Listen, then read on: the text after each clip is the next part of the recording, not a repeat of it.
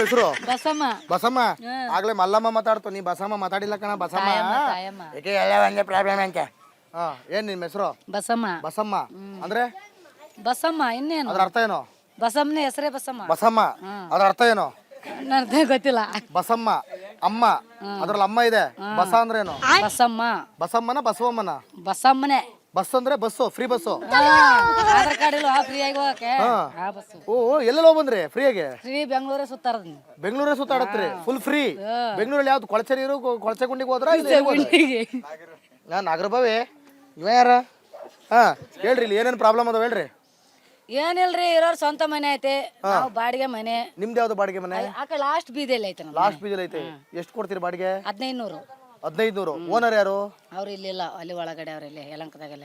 ಯಲಂಕ ತಗೋದ್ರೆ ಜೋಪಡಿ ಮನೆ. ಜೋಪಡಿ ಮನೆಗೆ 1500 ಬಾಡಿಗೆ.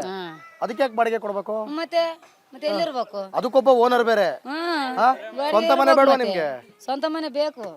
ಯಾರು ಕೊಡ್ತಾರೆ ಸ್ವಂತ ಮನೆ? ಯಾರು ಕೊಡಲ್ಲ. ಫ್ರೀ ಬಸ್ ಬೇಕಾ? 200 ರೂಪಾಯಿ ಕಾಸು ಬೇಕಾ? ಮನೆ ಬೇಕಾ? ಮನೆ ಬೇಕು. ತಡ್ರಿ, ಎಲ್ಲ ಬೇಕು ಅನ್ಲಿಲ್ವಲ್ಲ. ಮನೆ ಬೇಕು. ಮನೆ ಬೇಕು. ದುಡ್ದು ಮನೆ ಮಾಡ್ಬೇಕು. ದುಡ್ದು ಮನೆ ಮಾಡ್ಬೇಕಾ? ಗೌರ್ಮೆಂಟ್ ಇಂದ ಕೊಡ್ಬೇಕಾ? ಗೌರ್ಮೆಂಟ್ ಲಿಂದ ಎಲ್ಲಿ ಕೊಡ್ತಾರೆ ಅನ್ಬಿಡ್ರಿ, ಇಲ್ಲಿ ಎಲ್ಲ ಕೊಡಲ್ಲ. ಗೌರ್ಮೆಂಟ್ ಇಂದ ಕೊಡಲ್ರಿ. 2,000 ರೂಪಾಯಿ ಕೊಡ್ತಾರ ನೋಡ. ಇದ್ರದ್ದು 2,000 ರೂಪಾಯಿ ಕೊಡ್ತಾರ ನೋಡ್ರಿ ಇದ್ರದ.